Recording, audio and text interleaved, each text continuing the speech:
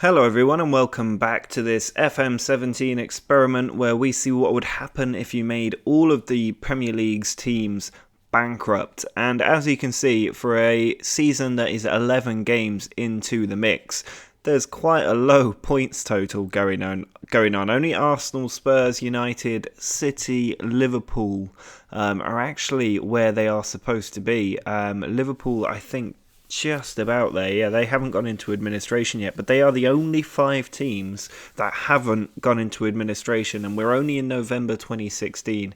Now, Spurs and United both had FM's magic wand waved over them in the last part because they went past a point of £2.5 billion of debt, and I think the game just resets a club when it gets to that point.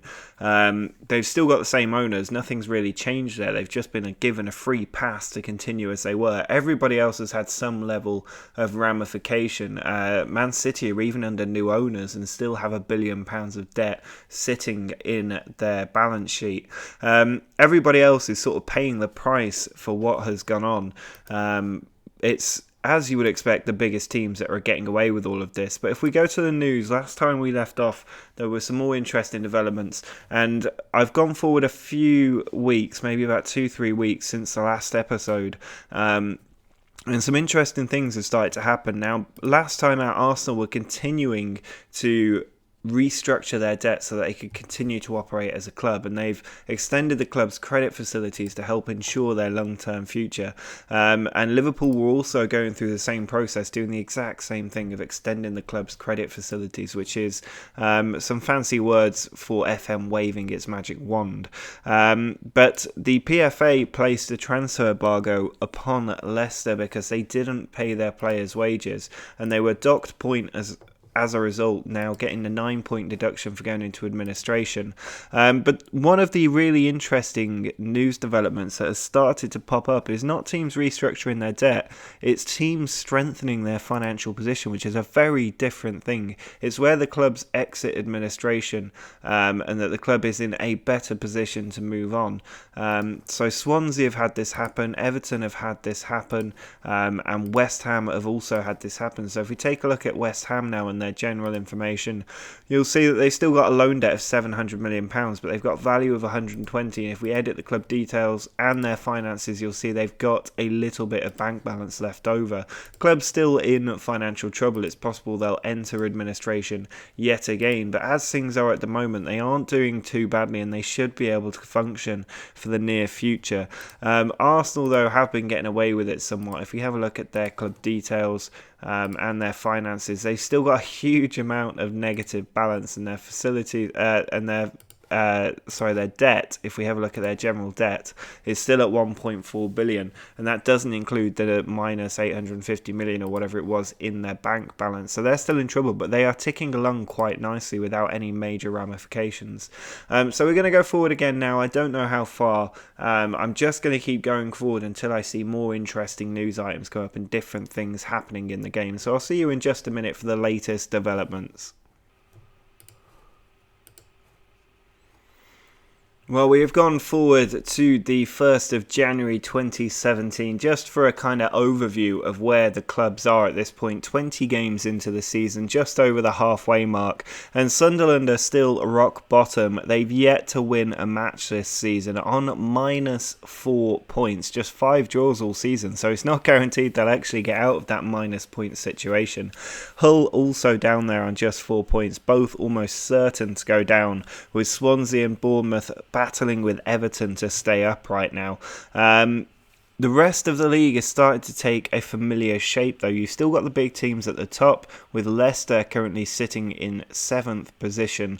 Watford and Burnley up there as well. Burnley have actually done very well. They still had a points deduction, though, I think, but maybe not as big as the other teams. They should be on 22 points. They are on 22 points, so Burnley actually haven't gone into administration whatsoever, which is quite interesting. I think everybody else has. There's no other teams that are kind of escaping it. So Burnley are actually doing pretty well. They're still in debt. And if we have a look at their general, they still got that massive debt. They've still undoubtedly got the financial burden as well. But they're starting to clear that away, which is quite interesting to see. But they won't escape that forever. They will almost certainly go into administration yet again. But I just thought it'd be worth having a quick look at the sort of league position. Obviously we'll go forward and see if any more transfers occur and what kind of transfers they are, but right now the league is starting to fall into a familiar pattern, albeit with a lot of teams in administration. Well, the news sort of stopped coming in, and the transfers I thought we could have a look at the end of the season. So we've actually skipped right to the end of the first year of this happening, and there are a couple of incredibly interesting news items to tell you about. The first one is that Arsenal top the Premier League sponsorship table. They managed to rake in £1.94 billion in sponsorship money. This is FM's magic wand in action. If we take a look at Arsenal now, they have okay finances. If you remember the situation they were in before, they've still got a loan debt of £1.37 billion. But if we look at their financial situation, they've cleared an awful lot of their debt away through this new sponsorship deal. How they've brought in, I don't know if it's a glitch in the game or what, but it's absolutely crazy that apparently they have the highest sponsorship deals, raking in £1.94 billion. I think that must be some kind of glitch because they don't seem to have the finances to do that. They have brought in a lot of money, probably the most amount, but the average amount brought in, no, I think this is actually the other way around. Having a look at this, I'm not sure what is going on with this game. I think when it's in brackets, it means debt, because the average amount of money earned was brackets £107 million. So they still raked in 1.94 billion. That is a positive number. That's a negative number. So I genuinely, for the life of me, have no idea what is going on with the game. It is clearly using sponsorship as a way of filling the gap, or explaining the losses at least. But it is really confusing what is going on there. Now, the other really confusing thing that has happened is that they've started to bring in something called a cash reserve, which I don't understand. Apparently, the club started to set up reserve investment funds, which were magic pots of money that just started to appear in a lot of clubs that had up to £1 billion in them, and they've just been able to dip in and withdraw £300 million to help their financial situation. Now, they still got insecure finances, and their general information has a loan debt of £695 million, but they've paid £300 million of that off. And if we have a look at their finances, they're still heavily in debt. But they are starting to pay down that debt through this magical cash reserve, which doesn't really make any sense. I don't know where this reserve has come from. Maybe they floated on the stock market, who knows. But they've just started to bring in this magic cash, and the game is getting more and more inventive on the right way to go about doing that.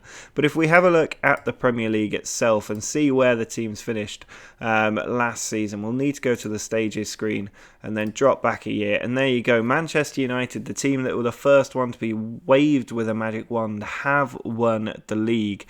But look at all these teams that entered administration. All of them, even the likes of Chelsea, went into administration. But they were the only big team to have that happen. Everybody else escaped, but Middlesbrough got relegated. Sunderland did eventually get out of the negative points value, finishing with 10 points overall. Hull also getting 19, and Middlesbrough the unfortunate third team to get relegated ahead of Bournemouth. But everybody else finishing kind of where they would usually finish, maybe except for Watford, who finished 6th despite administration. And had they not been in administration, they would have finished on 58 points and actually finished above Chelsea. But Chelsea were also in administration as well. But that's all quite interesting, because I think also that Burnley never entered administration this season. They managed to avoid it all year, which doesn't make any sense because they are the weakest team financially at the start of the game. So I don't know how they managed to get away with it, except for maybe that they've got really low costs and the Premier League sponsorship money might just keep them afloat. But that's quite interesting. It'll be interesting to see how Borough, Hull and Sunderland get on in the Championship next season, and how teams like Newcastle, who are a financial juggernaut in a world like like this will actually get on when they're back in the Premier League. If we have a look at the transfers sort of screen and see what's been going on, you can see that Liverpool have sold Firmino for £35 million, Iheanacho gone to Chelsea for 31, and Joel Ward going to Southampton for 10, Robbie Brady going for 10. Those are the major transfers of this season so far, but if we look at last season, you'll see players coming in to the Premier League. The most expensive signing was Gabriel Jesus, which was a pre-existing transfer, but Alex Vidal coming in for £25.5 million to City, Will Hughes to Arsenal for 16.25. So you can see that the transfer figures are much further down on where they were before, and some big players leaving the teams as well, but not on the kind of level you would expect given the financial situation out here. El Neni, one of the biggest ones to go. Jovetic going, but that is an expected transfer. Paulista maybe, Lovren, but they're also transfers you could expect to happen. Somebody did point out last time that a lot of the players were going out on loan. So you got players like Santi Cazorla going to Villarreal, Raheem Sterling going to Spurs. What other players are there down here? There's a lot of them, to be fair. But Odegaard going to West Brom on loan. There's also a lot of loan players coming in as well, which is worth noting. But it's not quite gone as I expected it to go, I have to say. I know we're only a year into this experiment, but I thought it would be a little bit different, to be honest. But the teams coming up, especially Newcastle, are going to be very interesting to watch, and there may still be other teams who go into administration this year. Villa, Brighton and Newcastle, the three teams coming up, and it'll also be worth seeing how the Premier League clubs that did get relegated get on going forward. So I'm going to go forward probably 6 months now. We'll take another look at where the teams are, and we'll have a look at how they're doing in the Championship as well. Well, we are now in December 2017, and you can see that at least one team have gone into administration. Southampton sitting bottom of the league with just 1 point, clearly impacted by going into administration. If we have a look at their general information, you'll see that they do still have a loan debt of £377 million, which has gone down an awful lot. And if we look at the club details and their finances, they've actually cleared that debt as well. So I don't know if they've been given new owners. So if we have a look at their landmarks, they did go into administration and they were taken over by new chairman David Beckham. So they must have been taken over and then gone into administration. But David Beckham now in charge of Southampton, which is quite funny. But they are still struggling along. So they're the only team, I think, to have actually gone into administration. We'll have a quick look at the stages screen. And yes, Southampton, the only team down there. But Man United, Arsenal, Spurs, Leicester, all doing well at the moment. Newcastle up in 5th place, which is quite interesting to see. If we have a look at the transfers so far this season, the money is starting to flow once again. Antoine Griezmann to United for £86 million. Barbosa from Inter Milan to Chelsea for up to £80 million. Lewandowski to City for nearly or up to £106 million. The money is well and truly rolling again, especially at the biggest teams. Inaki Williams for 43, Mohamed Salah for 42.5. Chelsea even splashing out up to 56 million on Iheanacho. We saw that one before. Firmino we saw as well. But Weigl to City. Manchester United definitely hammering out the cash this year. They must be up 250 million or more. Chelsea, £37.5 million out there as well. Divock Origi going from Liverpool. They haven't signed anybody major, but they have let somebody big go. Stoke also signing a big player, which is just crazy given the position these teams were in. Stoke signing loads of players. They're now rich. They're absolutely rolling in money. They've still got a loan debt of 680 million, but they're now valued at 1.16 billion. How is that happening? Loads of cash in the bank. What is that about? That makes no sense whatsoever. This game is making it up as it goes along. Surely this doesn't make any sense whatsoever. They only came out of administration this time a year ago, and now they've got £1 billion valuation, which is... I don't get it. Maybe they've got new owners. Maybe they've got a sugar daddy chairman. Let's have a look at their finances. They've got an underwriter sugar daddy, but I don't think they were taken over by anybody. If we have a look again at the landmarks, they weren't taken over by anybody. They've still got the same owners. So I don't understand again what has happened there. If we have a look at the Championship, though, that might be another interesting place to take a quick look at. The Sky Bet Championship. Who's doing well in here? So the teams to go down were Borough, Hull and Sunderland. Middlesbrough doing very well, up on 38 points, just a couple off the top spot. But Hull down there near the bottom, they've only got 24 points, which is the right number of points. They haven't gone into administration. Sunderland up on 28, again the same number of points. If we have a quick look at Hull, they are now rich as a football club. If we look at their general information, still got big loan debt, no estimated value, and their finances must still be... No, their finances are fine, so they must have consolidated their debts again, but they are still struggling financially. Sunderland, rich again. General information, still heavily struggling for finances, but doing well on the cash front, which is what is keeping them going. So that's interesting to see. I would expect likely they'll go into administration again this season, because they might be cash rich now, but that will run out if they haven't got any money coming in. But they will have the parachute payments from the Premier League to keep in touch with. So I think what we'll do is we'll skip to the end of the season, see if Hull go down, if they manage to stay up, because they're only 1 point off the drop at the moment, and we'll see what's going on in the Premier League as well. Well, here is the Premier League table at the end of the season. Manchester United ran away with it, and with the amount of money they spent, that is not a huge surprise. Spurs, Arsenal, Chelsea, all up there. City up there as well. Newcastle managing to finish 6th, which is nice to see. They came in as a fresh club. They are a rich club as well by this league standards. So they're doing well at the top. Few teams struggling a bit after that, but the league is pretty much as you would expect, except for maybe Liverpool, who are still rated as rich. They've got no debt now, and their finances are looking pretty perky. Any landmarks? They did lose Thomas Werner as chairman in May of last year, so they had plenty of time. A new chairman coming in, maybe that's how they managed to fix the finances, but they should be rebuilding quite quickly. West Ham down there, Burnley down there. Southampton getting relegated though is quite an interesting one. They are still rich as a club. Their general information valued now at £2 billion, so something has gone on at the club to fix it. A bit of money in the bank, but not an awful lot. Their landmarks, they had David Beckham as chairman. They went into administration, came out of administration, but were relegated. Anyway, David Beckham's still in charge. I don't know how they've got a £2 billion valuation, but apparently they have. I just don't understand this. I think the game just cannot accept teams going into financial difficulty. So I think that's just a lesson that if you are managing a team in this game, you should spend all the money you like, and the game will just bankroll you into financial superstardom.